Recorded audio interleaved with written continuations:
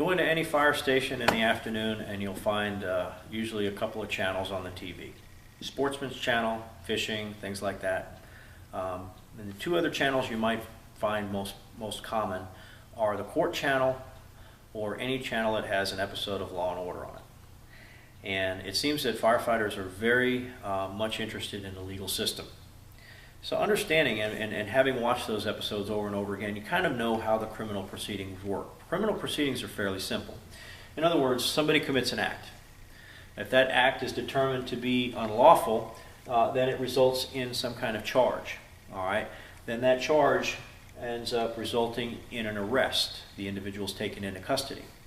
Now, after that individual is arrested, they have to determine whether or not they are free to move throughout society. That arrest can't be permanent. They have to be given their due process. The due process would then mean that they would be arraigned. In other words, this is where they're formally charged by the court with the crime that they're being charged with. In other words, if a police officer observes an act or has incredible evidence that the act occurred within a reasonable period of time, they can immediately charge or arrest the individual on the spot. For example, you get caught doing something illegal and you're observed by the police officer, or there's a credible witness that has said that this just occurred and all of the evidence shows that it probably did, then they can arrest you on the spot. However, if you commit a crime and it's questionable as to whether you were involved and there's evidence that says that you possibly could have been involved, but there's nothing clear-cut and you don't have that quote-unquote smoking gun, it wasn't immediately witnessed by the police officer, then they can go and they can apply for a warrant. And what they do is they apply to the state's attorney's office. The state's attorney reviews the facts and they determine whether or not there's enough information in there to actually go to trial with, so that then they will make a determination and issue an arrest warrant, and the arrest warrant will then result in the individual being arrested. And then shortly after they're arrested, within a reasonable period of time, they have to be given an opportunity to appear before court and determine whether or not they can be set free while they're awaiting trial, or whether they have to be maintained in custody. And that based on a number of factors. Number one, their ability to be back in court. In other words, are they a flight risk? Is there a chance that they're going to leave the country? Is there a chance that they're going to avoid prosecution? That's going to play a main factor into it. It should not have anything to do, and it's not supposed to have anything to do with the severity of the crime. However, the more severe the crime, the higher amount could be placed into the individual paying for that bail to be able to go free. And then in some cases, the individual may just not be safe to be allowed in society, and that may be an argument that the prosecutor would have at that time to say the individual is a risk to society, must be remanded to custody until a trial.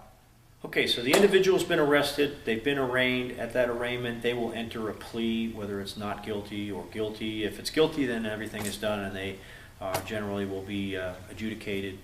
From that point, there is no trial. But if they plead not guilty, it's going to go into a trial. And then, first of all, what you have in the trial process is either proceeding or at the same time or maybe after what's called discovery. Discovery is a process where the prosecution presents all of the evidence that they have against the defendant. And this is all of the information that they've gathered, testimony, physical evidence, anything that they are going to present in that trial. Then the defendant has an opportunity to refute that evidence or put that information out. And also at that discovery process is a time for the defense attorney to provide any information such as maybe an alibi or physical evidence to prove that the individual did not do the crime that he's being charged with or she is being charged with. That would be the opportunity for the defense attorney to get that information to the prosecution. And at that point, if everything is set to move forward, then at that point they may produce some pre-trial motions. For example, motions to suppress certain evidence for whatever reason. It might be hearsay. In other words, it's not direct testimony from the individual that observed it. It's a statement made by somebody who heard somebody say something. Or the evidence might be tainted, or it might not be an actual portrayal of what's going on. So the pretrial motions will occur before the trial actually begins, and they're essentially motions either to dismiss the charges because information in the discovery may may have been refuted by the defense, or it may be a motion to exclude certain evidence. It might be a motion by the defense to allow certain evidence to be brought into testimony, and which has to be decided by the judge whether or not that evidence is admissible, or whether it's something that directly speaks to the case. So that will get all those pretrial motions out of the way, and then you'll get into the actual trial itself. Now, before you get to opening arguments, I don't know if anybody has been in a closet for the past, however long. If you watch the George Zimmerman trial, the Jodi Arias trial, or if many, many years ago you watched the O.J. trial, first thing that they do is they select a jury. In the United States, you have a choice. You have a choice of going to trial by jury or trial by judge. Trial by jury means that 6 or 12 or how many ever jurors is determined to decide your case will basically hear the evidence, and then they make a decision as to whether or not you're guilty or not guilty based on the evidence given to them and the actual definition of the law that they're charging you with. Or if you decide to go for a judge trial, basically the judge becomes the jury in this case, and he hears all the information, she or she, and at the end of the information they determine whether or not the prosecution has met their case in terms of proving that you violated the law. So again, whether you choose a jury trial or a judge trial is all going to be up to the defendant. They may have the ability to do that. And different states have different rules as far as how many people can sit the jury and what type of cases warrant larger juries, and all of that is basically as part of the court procedure, and that's addressed by the legislature and the executive staff, the executive branch, and the judicial branch sets up and applies those rules. We get into the trial opening arguments. This is where the prosecution will state what they are charging you with and the evidence that they're going to present, and kind of introduce or paint a picture about what the case is going to be about. At this time, the defense will have an opportunity to do their opening argument. In other words, they're going to refute what the prosecution says. They're going to say, yes, they're going to show you this and they're going to show you that, but we're going to show you evidence that proves that our client didn't commit this crime. Then you get into after the opening arguments, you get into actual testimony, presentation of evidence. Testimony can be testimony by witnesses, testimony by what's called expert witnesses. In other words, they didn't observe what happened, but they're going to tell you something about the evidence. They're going to either qualify the evidence or quantify the information, or they're going to provide testimony that's relevant to what they say happened. For example, in arson cases, testimony might be by a particular scientist who can identify the chemicals that were used in the accelerant and identify the accelerant that was used on the particular scene, and maybe link that accelerant to something that was found on the defendant's person or in the defendant's possession. That may be an example of testimony. They're not directly testifying about something the defendant did. They're testifying about maybe circumstances or evidence, or qualifying certain evidence. So you have that type of testimony. Then you have eyewitness testimony. I saw this person do that, or this person was there in my presence when they did this. So this is all part of that, basically the meat and potatoes of your trial. And then once all of that's done, you could also have some motions in the way that speak to information that was obtained in the trial. For example, if we get to this point and the defense feels that the prosecution has not made their case, the defense can simply make a motion for dismissal. Basically, that the defense feels that the prosecution hasn't met the law, and the judge will then decide not so much the guilt or innocence, but to determine whether or not the prosecution has actually met the definition of the law that they're charging the defendant with. And then finally, you have closing arguments. And the closing arguments are simply the prosecution making their final statement or final plea to the jury, and the defense making their final statement and their final plea to the jury. And then after that, it goes to deliberation. In other words, the jury will be instructed by the judge, this is the law. These are the things that you have to decide. These are the components of the law that's been violated. You have to decide these factors, and we're going to send you for deliberation. And then the jury will meet, and they'll decide whether or not the case that was presented to them met the definitions of the law that they were instructed by the judge. And after that deliberation, then they will come out with what's called a verdict, either guilty, not guilty, or what their particular verdict is for that case. Okay, the jury returns from deliberation and they return their verdict. Their verdict could be one of two things. It could be not guilty or it could be guilty. Now, if the individual is found not guilty, okay, then they cannot be charged with the same crime using the same evidence. In other words, if you're charged with murder and they presented evidence in the case, they cannot come back and charge you with murder and present that evidence over again. It has to be something new. It has to be new evidence to be able to charge you. Otherwise, what's called double jeopardy. Double jeopardy attaches. Once you're charged and found innocent, you can't be recharged with the crime. In other words, that prevents the courts or the legal system from basically charging you over and over again with the same crime, keeping you rotating through the system. All right, so that's if you're found not guilty. Basically, you walk out of the court a free person. You basically have no, the charges against you are dropped, and you can't be charged with that crime again. Now, if you're found guilty, you're found guilty, and they determine that you're guilty, then you're turned over to the system for what's called sentencing. And sentencing usually occurs after a sentencing report. In other words, they look at the severity of the crime, they look at things that you've done in the past if you're a habitual criminal, and they add points. And there's so many points for different previous crimes that add up. And under certain guidelines, you have to have so many points before you're actually found to need to serve time. In other words, be put in prison.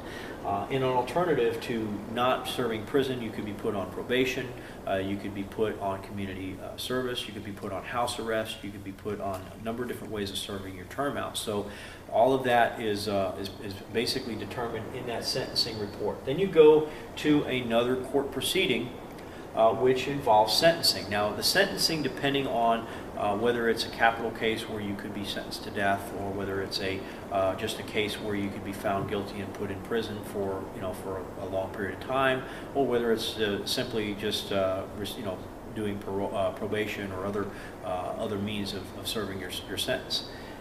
If it's a capital case, then you have to be however your case was decided in court, whether it's by a jury, then your capital case would then again be decided by a jury. Do you qualify, or do you meet the terms of what is considered a capital case, and should you be put to death? And that would be determined by a jury of your peers. But in most cases, the sentencing is done by a judge. You go to the sentencing, and basically they can give you a number of different things. They can sentence you to incarceration, which means you're put in prison. They can sentence you to probation. They can sentence you to a combination of probation and actual incarceration, or they can credit you with the time already served as part of your incarceration and then put you on probation. They can offer you community service. In other words, if it's not a very high-profile case and you're first-time offender, you can receive community service. You can be ordered to pay restitution. In other words, if you damaged or caused damage to somebody, or caused property to be lost, or you stole, or things like that, you can be ordered to basically pay restitution, and that could be part of that sentencing process. That's your sentencing. When you complete all of the things that you're required to do, your term of your sentence and all of that, then you're basically out the system. You are, you're finished with that aspect of it. That will always stay on your record. Then you have to go back and basically go through proceedings to have that either removed, expunged, or have it put on for special circumstances or things like that. So, again, that's pretty much how the system works. You commit an act.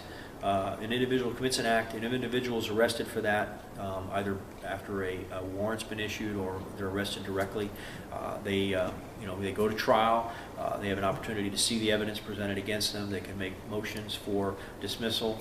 They go to the trial. They actually get a chance to present their case. This prosecution presents their case, and then they're determined guilt or innocence, and then whether they're guilty or not guilty, they go through the system. And when it's all said and done, they've basically exited the criminal justice system, and they're basically free to go move about in society with certain limitations based on what crime they committed and how it affected their rights from that point on. Now, in a civil proceeding, it works some ways in a similar fashion, but there's some major differences in a civil proceeding. For example, in a civil proceeding, the first thing that happens is you have a complaint. Somebody is wronged, okay? You damage somebody's property, or you cause an injury to somebody in some way, shape, or form. So the complaint is then filed. There's a filing. Now, once that complaint is filed, the court then tells the person who files a complaint, you need to send messaging, you need to summon the individual who's being charged for this court appearance, okay? So basically you'll have a service. The individual who files the complaint will either pay the court to do it or will pay somebody to do it themselves, and that person will be a process server, and they'll go serve the individual that's being charged with the papers saying that you're being charged in a civil case. This is what you're accused of doing, and then they will basically make a response to that. Now the response may be in person, or it may also be a written response, in which time they make their filing, and it could be in the form of a motion, and it could be a motion to dismiss, saying that, you know, we did not do this. Here's my proof that I didn't do this, and then it would be decided by the judge whether or not the case would move forward. And if it's decided to move forward, at that point, then they would go through, just like in a criminal case, you would have an opportunity for discovery where information would be presented. Now, unlike a criminal case, discovery in a civil trial is not necessarily full disclosure.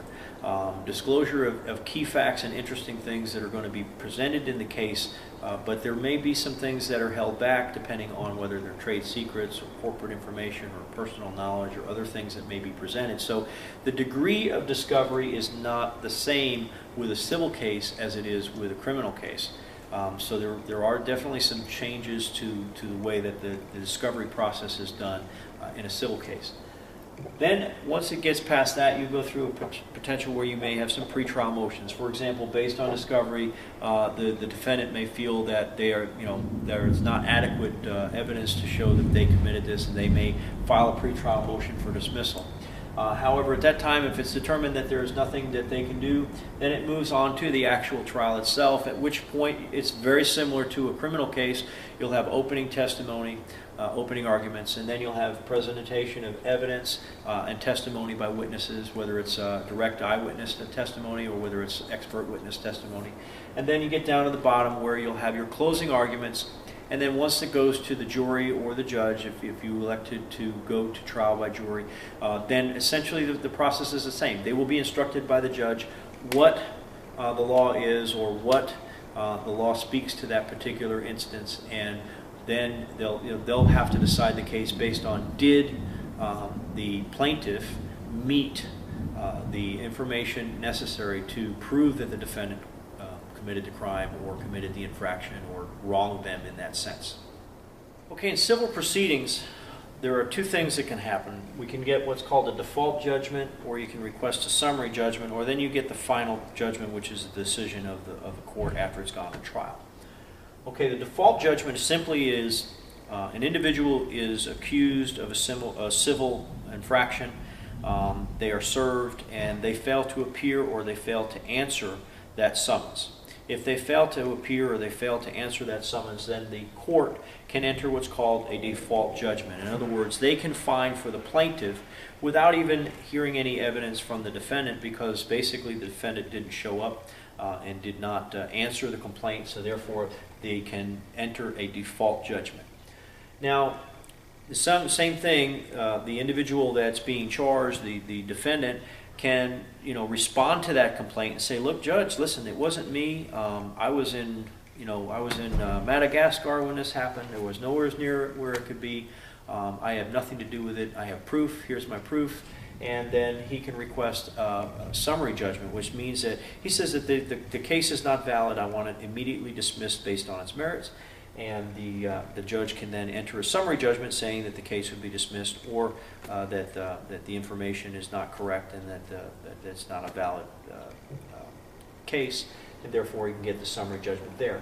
If neither of the two of those happen and it moves on, then the judgment is issued by the court or the jury based on the information that's presented when it goes to trial.